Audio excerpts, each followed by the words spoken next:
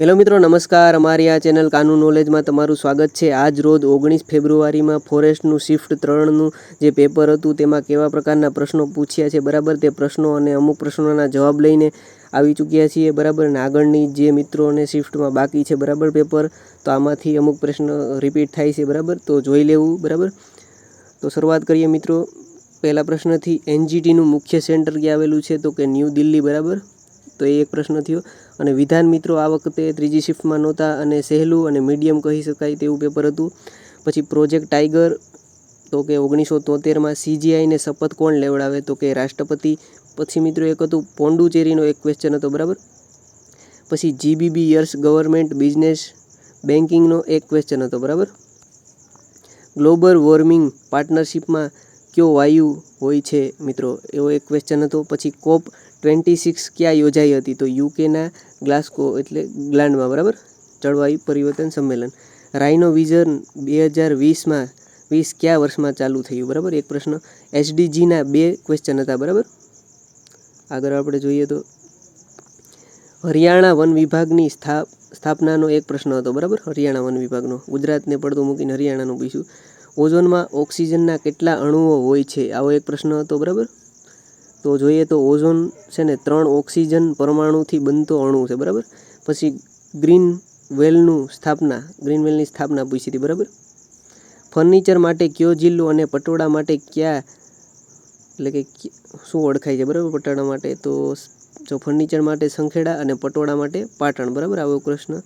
Acid વર્ષાના 2 question હતો, જેમાંથી આપણે જોઈએ 15મો.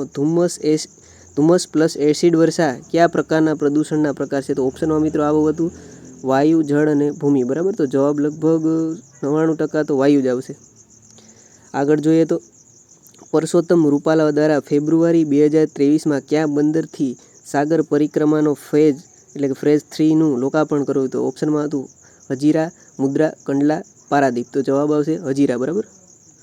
તો આગળ આપણે જોઈએ તો 2 સંખ્યાનો ગુણોત્તર 1080 અને એટલે કે 2 સંખ્યાનો ગુણોત્તર 1080 અને તેનો ગુસ્સા 6, તો લસા કેટલો થાય? તો 180 બરાબર. પછી એક કોડિંગ ડીકોડિંગનો પ્રશ્ન. એનિમલ તો 2500, તો હ્યુમન તો કેટલા બરાબર. આ તમે તમારી રીતે ગણી શકો. પછી 1/1/2024નો રવિવાર છે બરાબર. તો 30/12/2024માં કયો વાર હશે મિત્રો? તો એવો એક પ્રશ્ન હતો કેલેન્ડરનો. એક વસ્તુની ખરીદ કિંમત 225 હતી, તેના પર 15% એટલે કે 15નો ખર્ચ અને 300માં વેચવાથી કેટલા ટકા નફો થયો બરાબર. તો આ મિત્રો પ્રશ્નનો જવાબ ખબર હોય તો કોમેન્ટ કરજો. પછી વાત કરીએ ઈ વેસ્ટમાંથી 2 ક્વેશ્ચન હતા. પછી ગુજરાતનો સાક્ષરતા દર 2011ની વસ્તી પ્રમાણે આવો એક ક્વેશ્ચન હતો. તો મિત્રો ઓપ્શનમાં 98, 88, 68 ને 78 બરાબર. તો જવાબ છે ને 78.03% આવશે બરાબર. પછી જોઈએ જૈવ વિવિધતા માટેનું સંમેલન કયું હતું મિત્રો? તે એક ક્વેશ્ચન હતો. ભારતીય વન્યજીવ અધિનિયમ ક્યાંથી લાગુ થયો? તો કે 1986માં બરાબર. આ એક પ્રશ્ન. પછી એક શ્રેણી હતી 77, 94, 128 બરાબર. આ શ્રેણી છે, તમે અહીં જોઈ શકો છો બરાબર. અહીંયા ઓપ્શન પણ આપેલા છે. સિંહનું વૈજ્ઞાનિક નામ પૂછ્યું હતું પેન્થેરા લિયો પાર્સિકા. પછી ગાંધીજી હિંસાના કટ્ટર વિરોધી હતા, આ અલંકાર હતો. અને ઓપ્શનમાં સ્લેશ, વ્યાજસ્તુતિ, ઉપમા અને સજીવારોપણ. તો જવાબ આવશે વ્યાજસ્તુતિ. પછી પરિસ્થિતિ ખાલી જગ્યાની સાચી જોડણી પૂછી હતી. પછી આપ ભલા તો સબ ભલા કહેવત હતી એક. પ્રથમ 30 પ્રાકૃતિક સંખ્યાની સરાસરી કેટલી થાય બરાબર. આ એક ક્વેશ્ચન હતો સરાસરીનો. પછી કચ્છ જેવ આરક્ષિત ક્ષેત્ર એ કેટલા નંબરનું છે બરાબર? તો કે 11માં. પછી ગુજરાત બાયો મિત્રો ઉભા રહેજો એક જ મિનિટ. પછી છે ગુજરાત બાયોલોજિકલ બોર્ડ વિશેનો એક ક્વેશ્ચન હતો. પછી છે અહીંયા તમે જોવા મળશે 9911, 9764, 9604 અને 9801. આમાંથી 4 અંકોની સૌથી મોટી પૂર્ણ વર્ગ સંખ્યા કઈ છે બરાબર. આવો પ્રશ્ન.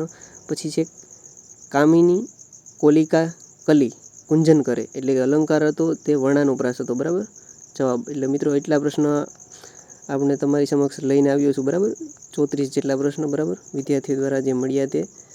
અને આની PDF હમણાં હું ટેલિગ્રામમાં મૂકી દઈશ બરાબર. અને જે મિત્રો નવા હોય તો ચેનલને સબસ્ક્રાઈબ કરવાનું ભૂલતા નહીં બરાબર. જય હિન્દ, જય ભારત.